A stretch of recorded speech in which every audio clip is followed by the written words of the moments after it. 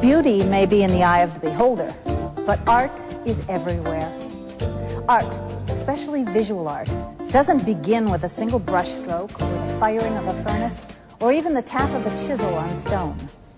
Art begins in the mind's eye of the artist.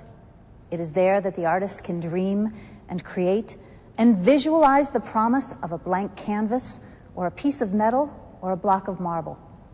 What the mind sees, the artist brings to life. Welcome to this edition of Northeast Ohio Times and All About Art, a program that will explore the creativity and lives of 4 local artists. If we were to play a word association game, and I said the word art, the responses might be as varied as the individuals responding. To some, art might be the Mona Lisa or a Tchaikovsky concerto, a centuries-old tapestry, an Ansel Adams photograph, or even their preschoolers' crayon scribblings. But if we were to refine the game and reference art in several Northeast Ohio cities, art might very well be associated with the names of artists who have become, to a certain extent, and in our very unscientific poll, synonymous with their respective cities. In Cleveland, for example, the artist who comes to mind is Viktor Schreckengost, the man for whom an unprecedented national centennial exhibition is underway. This largest exhibition in U.S. history, taking place in 120 venues around the country, showcases the scope of Schreckengost's work as he approaches his 100th birthday.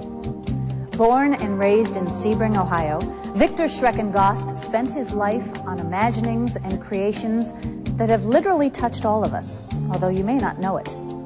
Ceramics, painting, sculpture, set design and costuming, truck engines, dinnerware, lawn furniture, bicycles, and children's pedal cars all have been created by and enhanced through the art of Viktor Schreckengost. His melding of art and design turned ordinary everyday objects into art and forever raised the expectations of the buying public. Schreckengost used what he calls the artistic approach. And the artistic approach is always the easiest. Make it look attractive, and people accept it as part of that system. The attractive part of it is the thing that grabs and holds people. The industrial only meant that I would design it, but it would be made for mass production. So there'd be made 100,000 of them instead of 10. Getting a person's insight into it to have other people see what you're talking about. And that was the important part. And that's what you designed to put on the market. Things that people would see, and I have to have that. Is it any wonder that Viktor Schreckengost has been called America's Da Vinci? I don't know if Leonardo was here, he and I would get along real well. And we'd have fun kidding each other about how we were looking at stuff. Traveling east from Cleveland to Youngstown, that city's native son, James Pernotto, has come home after his years in New York City.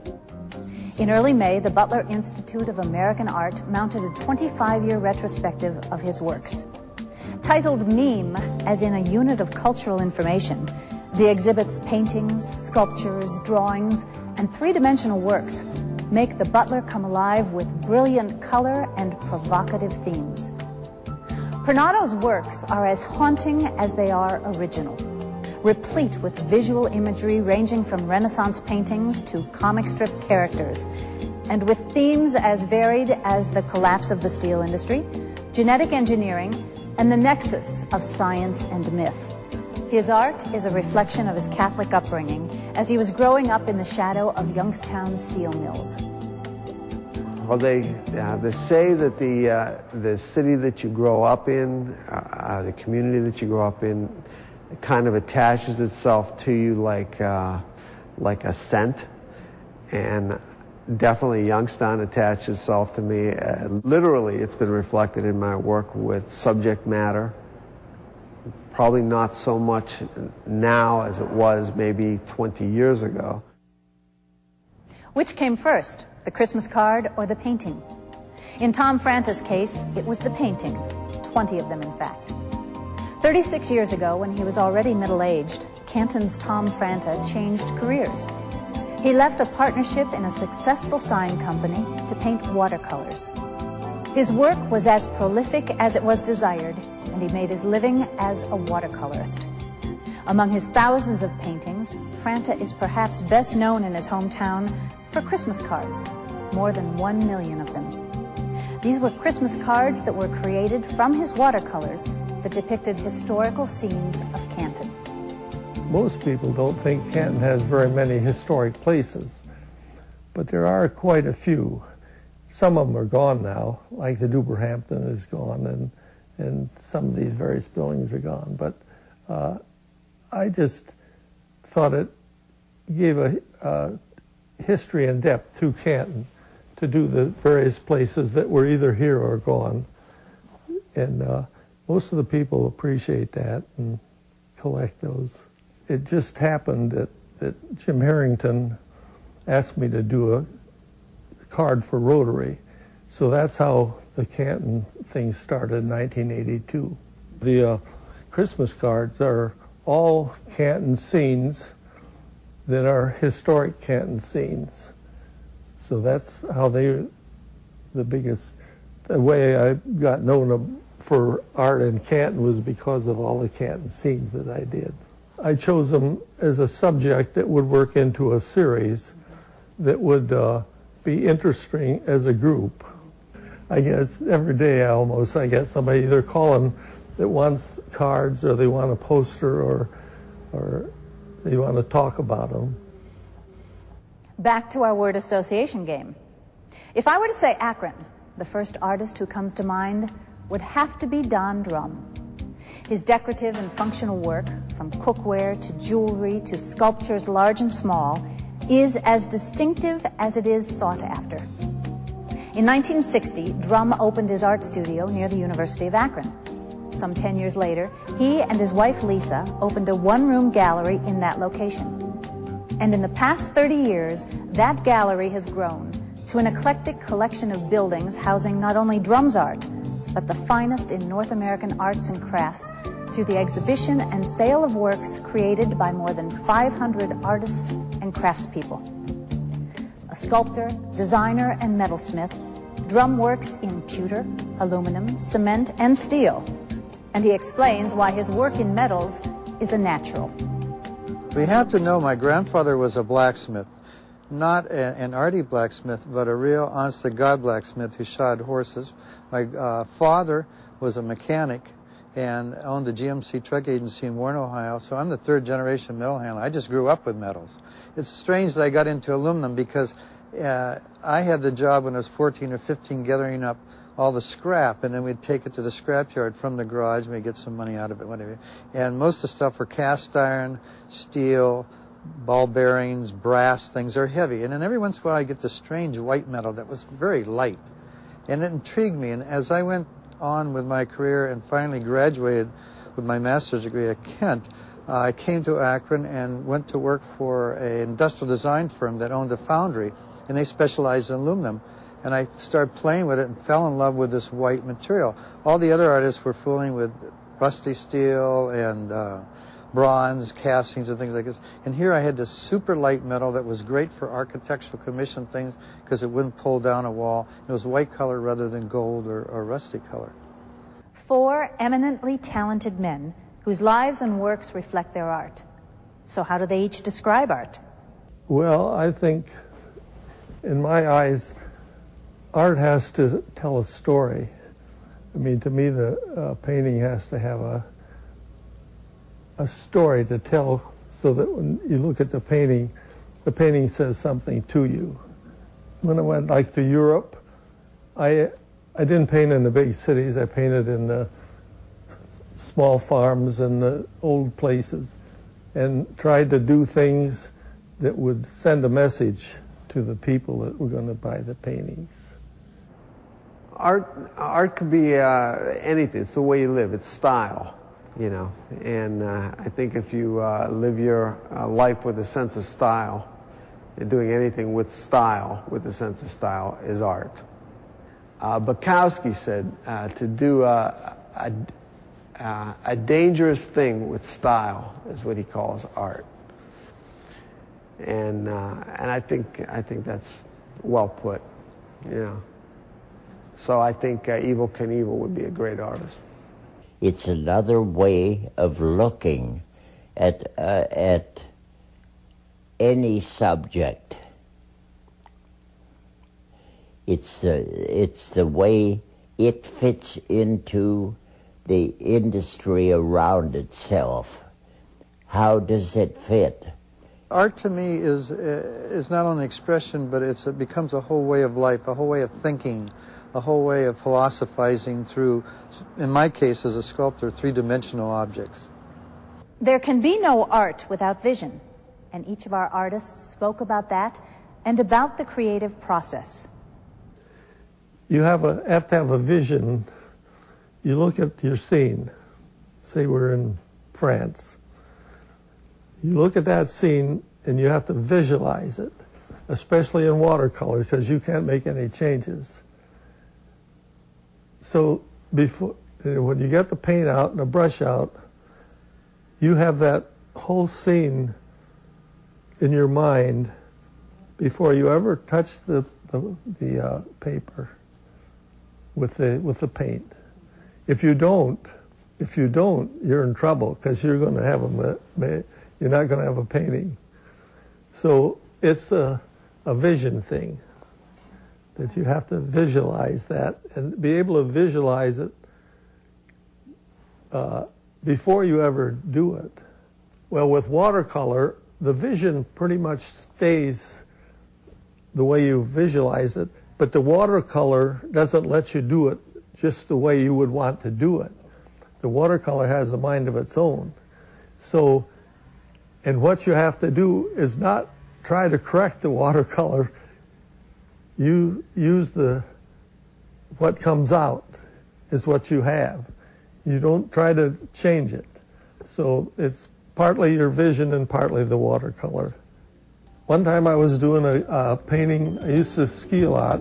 We were at Steamboat Springs, Colorado. Mm-hmm. I was with Ted Billings. He's a builder from Brecksville, very well-known man. And in the evening, I would go out painting. He would come along. We went to this ranch with snow. The snow was so deep we couldn't drive in. We had to park along the road, walk in through the snow, and I had this barn that I saw that I was painting this barn. And the lady come out feeding the cattle or something, and she says, "What are you doing there?" I said, "I'm doing a painting." And she said, "How are you doing it?" She says, "It's 15 below." Did you not feel the cold? I don't know. I had used vodka for water. I couldn't use water; it would freeze immediately. Sure. So I was painting with vodka, and I had a piece of cardboard and corrugated cardboard with the paper mounted on it that folded shut. So when I was finished, and it turned out the painting was frozen, and it made the crystal marks like you see on the window. Sure.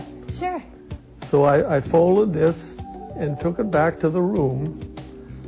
But when I opened it, I found that the painting had thawed, and the cardboard the corrugated cardboard on the inside had made lines in the painting. Oh my goodness.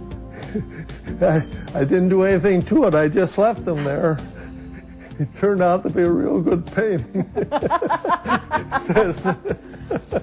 But that was just a very interesting thing to do. Walk us through what you do to create a painting. Start from the very beginning. Well, first you have to find the scene that you want to paint.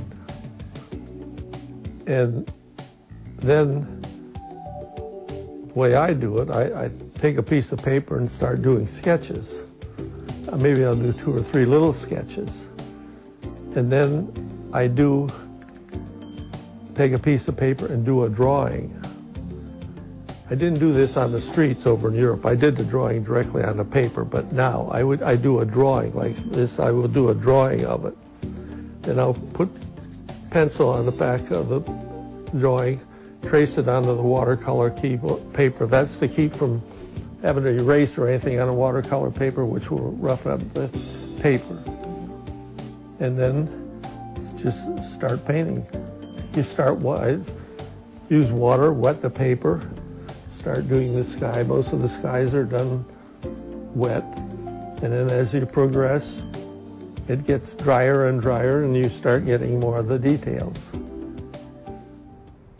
For Jim Pernotto, information is often the key to his vision.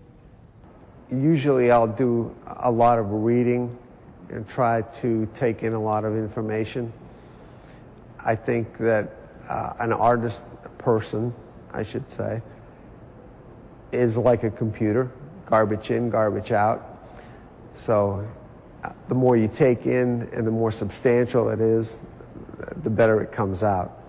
I was having trouble at a certain point trying to gather my information together, and Marty suggested that I take books that were already something special to me. I found these Popeye Little Big books at Treasure Island, and those became my sketchbooks.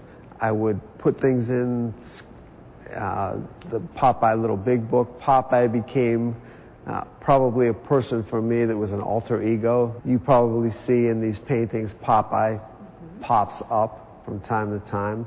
He's the navigator. He's the person that's going through different quadrants and trying to make some sense of it all.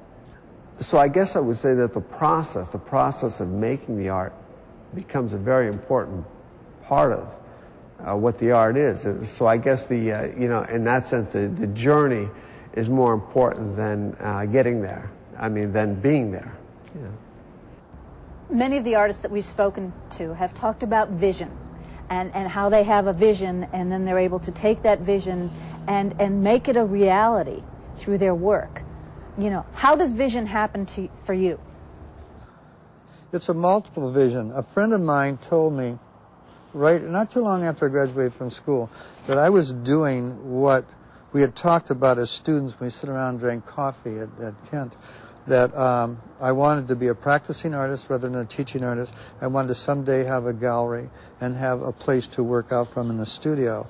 And that has come about. It's taken a lot of sacrifice, but it is beginning to pay off. I create because I love to create, and unfortunately that sometimes pushes out some of the practical things. My wife will tell you I over-design often. Instead of doing one thing, I'll do 5 different things. Sometimes I'll be in the shower. Shower's a great place, stimulates the mind, and I'll think of an item or something I want to work out with, and I'll run for 2 or 3 weeks down that thing and see if it's worthwhile. I do a lot of drawing, not drawing in art forms, but drawing in record forms. I work on good old typewriter paper, 8.5 by 11 sheets, and we'll sketch things. I put them in a folder. When it's a dry time, idea-wise, I can get these folders out and say, hey, this one looks like it's worthwhile pursuing, or that one looks like it's doing, or maybe I should go in another direction. So you learn to constantly stimulate oneself and keep oneself going in order to level out the playing field as much as you can and have things happening all the time. Vision presented itself in a different way for Viktor Schreckengost. I see the problem first, and then it's only a matter of solving a problem. And it will give me automatic guidance into a direction. I want to go deeper than just the surface. I want to have them imagine the life of that device. Then it grows in their own mind. Then they can start to imagine all kinds of tricks and stuff that object could do. It's to not accept the simple approach to stuff, but let's get deeper into the subject. One of the keys to creation for Viktor Schreckengost, whether it was toys or mass-produced products, was never growing up and an innate sense of curiosity. I never grew up. I was still a kid. And I always saw toys as a play device, something I could do something with. And so every toy that I designed, I imagined I was a kid that wanted that at home. Curiosity, I think it was the basis of everything, was my what to get deeper into what it was really about, rather than just its image. This fish here, I was interested in making it feel as though it's moving. It's not just standing still on a chunk, but it's on its way. Then I'm curious as to where it's going to go. So that all becomes part of an image of that fish. What made that sculpture a fish? What made it a fish instead of a sheep or something else? Not only its form, but its texture, its color, and all those things added to the impact it will make on other people. A career as an artist meant devotion to work, with its successes, failures, and for some, changes during their careers. And I don't know if I could do anything else. I do not do math well. I do not spell well. I'm a very slow reader. But I deal very well with the visual image. And that's where my strength is. And that's almost a physiological thing. I don't know if I have much choice in what I do. When I left school, I wanted to specialize in commission work. That was work for an ongoing society rather than just for museum collections. There was sort of a philosophy that if you went out and created art in the community, you'd have to bastardize yourself. I soon realized that philosophy was coming from a lot of guys who never had to earn their livelihood from their art. They taught art, but they didn't make art.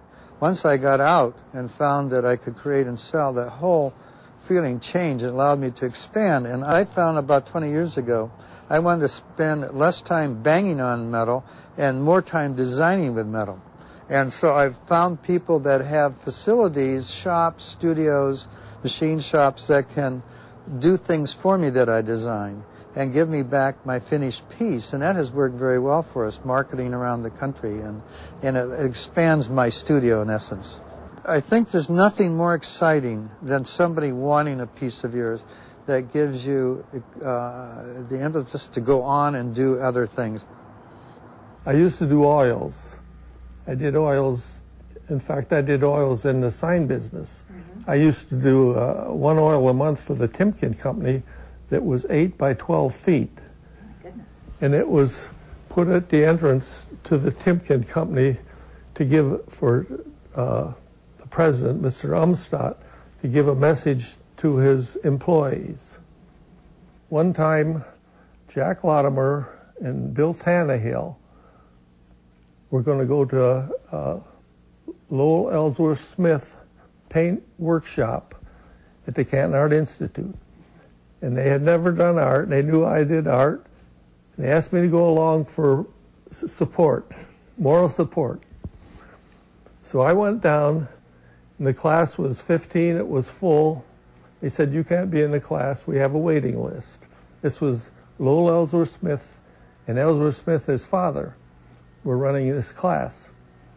But they gave me a piece of mat board and said, you might as well paint while you're here. So I painted. When the class was over, they came to me, they said, you're going to be in our class. There aren't too many people make a living just doing paintings and selling the paintings. Most artists either teach or give lessons, because it's quite a gamble to do a painting and hope somebody likes it enough to buy it. I just did what I thought looked like a good painting. I didn't have anything to do with selling it. It's just a matter of if somebody liked it enough to buy it. But that wasn't the reason I painted it. I painted it because it was something that I thought would make a good painting. You know, I understand the abstract expressionist feel for almost jazz improvisation, where you start to work, and many times that's why, even with these very structured paintings, you know, the structure underlies everything, but as I work, it's all intuitive. Does that make any sense? It does. But it's all intuitive. I'll work on one area, and then what I put in the next area is, in a way, based on the previous marks. So, in that sense, it becomes very organic, and organic in the way that improvisation is organic. It just builds. You start to put objects and drawings and working with images that are there, and then altering those images, and it just happens. And when it happens and manifests itself in a painting, then you look back at that later. It might be a year later, it might be 20 years later, and you go, I understand what I was doing now, you know, if I understand at all. But, you know, I see things in a different way, just like the viewer does. I'm not the same person that I was 20 years ago. If you look at and I want this to work for you, you look at a painting and it looks one way to you now. The next time you look at it, it's going to look totally different to you, hopefully, because you're a different person. I want the work to engage you. I kind of work, it's one thing that I have to think about. I kind of work on the masterpiece mentality. You know, that you really want to put everything you can into a piece, your heart and soul, and you want the piece to have this kind of awe, this wow. A painting, there's the aspect of time that's involved. So you look at a painting, when you own a painting and you take it home, you look at it every day. And you might see I hope that you look at my painting, anyone that would own it, and see something different in it every time they look at it. Because there's different things that I've put in it, but there's also different things that the viewer has that they bring out of it. For Viktor Schreckengost, failure and even critics taught him lessons. I suppose I had a lot but I didn't consider them failures. I considered them a direction that I had tried to do something, but it didn't have any future in my own mind. So I just would move off and go in another direction. I guess a reaction that critics had on things, of what they saw as the creative substance within that device. And I think it was the way they saw things compared with my mind. Did that teach you anything? It taught me another whole area, that I could start all over again and aim off in another direction, where the color value, or its relation to black and white, or its relation to brilliant sky colors or something. Everyone had a direction that I could take and come out with a product that I had designed that was related to nature but not copied. I learned it. The change in his art during his career has meant learning and growth for Don Drumm. I hope it's become more subtle. I hope that I've learned enough technical things. It's always been a problem as a young artist starting out and growing older to, you have like two locomotives running down a track. One is your design ambition and things you want to do. The other is your technique or ability, machines and things like that. And the trick is to make them run parallel at the same speed. Unfortunately, when you first start out, sometimes your philosophy and excitement get ahead of your technical ability. Sometimes your technical ability gets ahead of the philosophical thing. I feel now that I have this under better control, and these two locomotives are running parallel with each other. They may crash down here, I don't know. For Jim Pernotto, mounting his current exhibition meme has brought new insight into his coming home. This has become a very disconcerting thing for me as well, putting together 25 years of work, because I have to look at my life and evaluate my life at the same time that everyone else is going to be doing the same thing. I look at a piece and I go, that could be better. I know more about textures. I know more about materials. I know more about surfaces. I know more about the way they relate to each other. I initially wanted to title this show Shock and Awe, you know.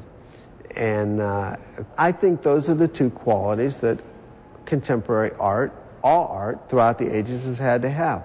Initially, you want to shock. That's part of your responsibility, I think, as an artist, is to shock. Whether it's shocking aesthetically, like Pollock did, really making a change, you know, or shocking with the subject matter and the content that you have in the work. But you want to do that. There's part of the artist that wants to hold his mirror up to people to say, well, here's what you are, here's what the world is, what do you think about that? You know, and then this other awe part that I already addressed, but the shock part, that's an initial response, and I think as an artist you want to address that part.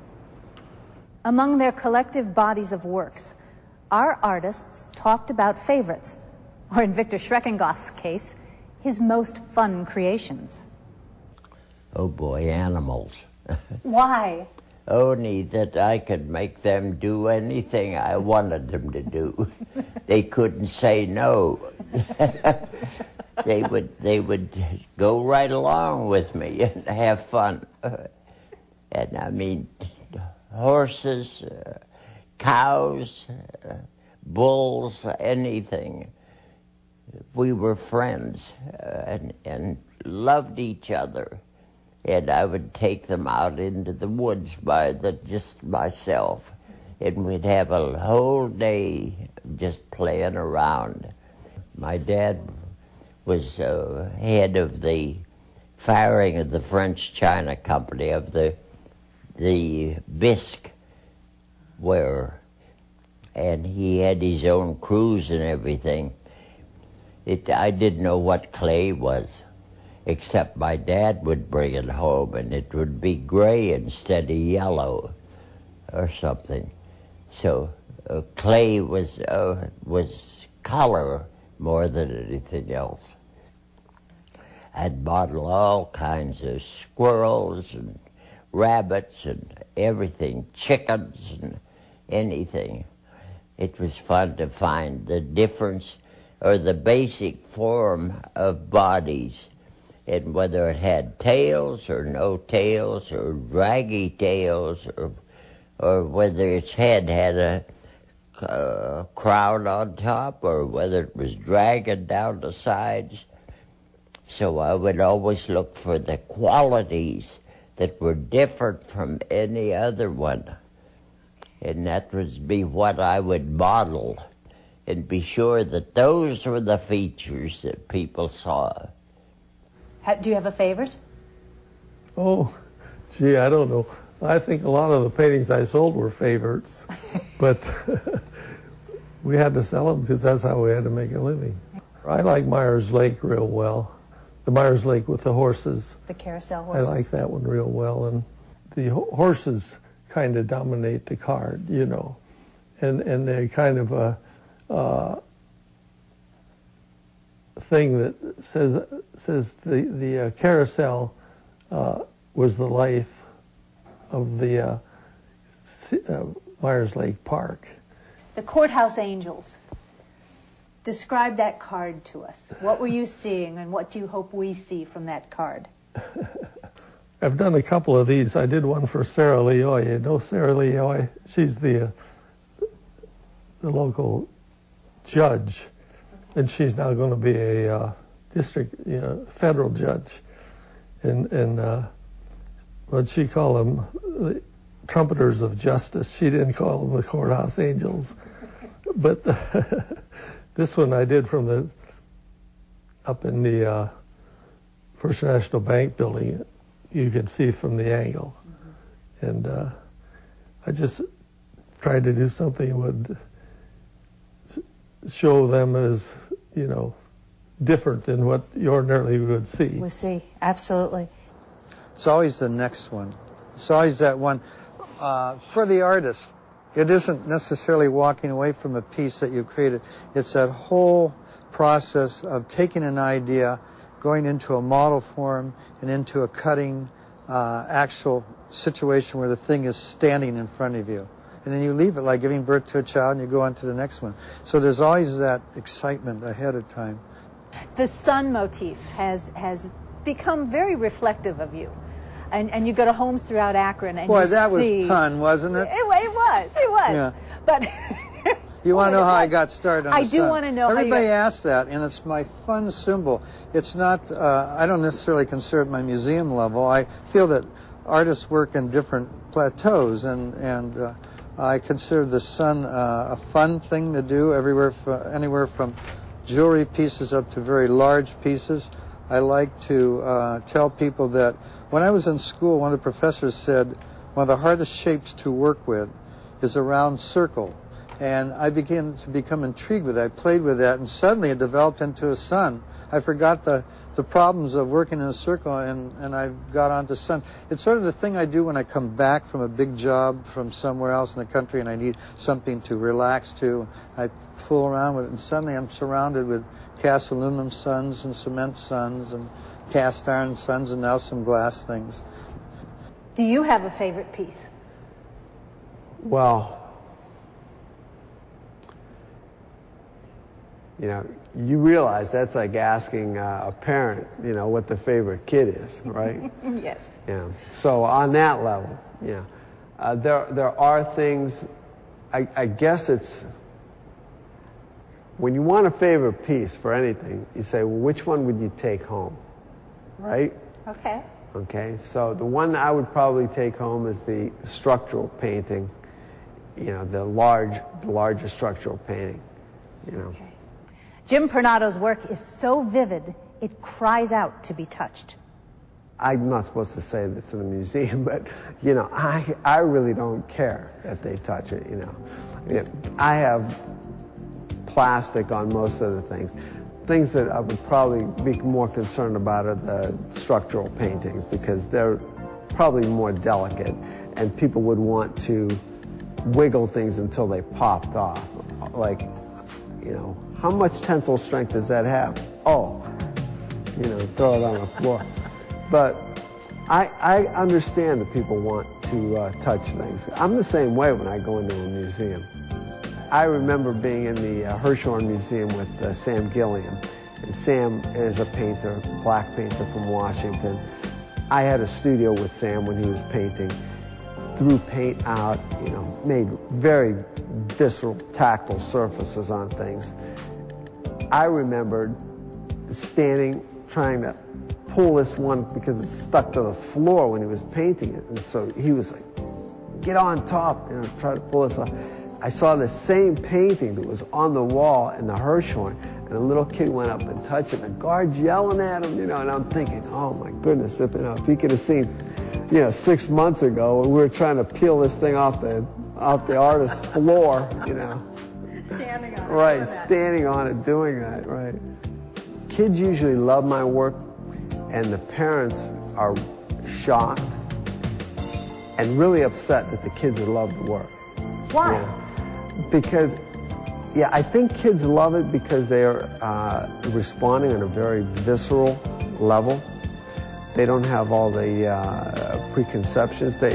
You take Halloween, and you have skulls, and kids love all that stuff, the scary stuff. Parents are, a lot of parents are really put off by Halloween. They just want their daughters to be princesses. They don't want them to be witches. They want them to be princesses. And the same, so kids they run right up to the skulls. And they love the skulls. So what has been the role of art in the lives of our artists and their art's role in the larger world? Well, art has been the biggest thing in my life. I originally, just did art as an income. And then, in the sign business and in the display business. And then when I started doing paintings, I started to realize there was more to it. I mean, that's where I came to the point where I started to feel that the painting had to talk to people. And if it didn't, it wouldn't be a good painting.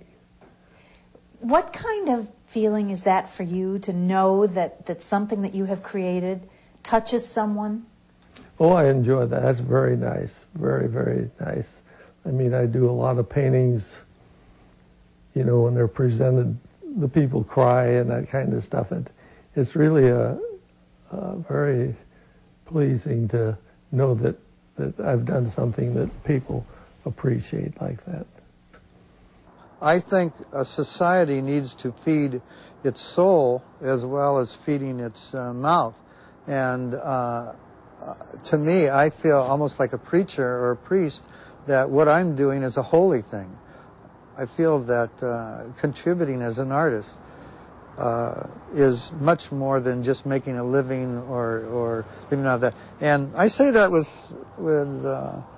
some respect in that I do not pull a salary that I'm aware of. I know that I'm paid something, it goes off, and I sign a check once in a while, but I don't see that. And it's sort of a nice relationship. It's like being a monk or something. That's my wife's dealing with. We'll talk to her about that. Oh, I'm sure. Main thing I think I found is that I had a life of pleasure, not of labor. Everything I did was exciting to me and broadened my own life into a new direction. So it was more important than just the use of materials and all.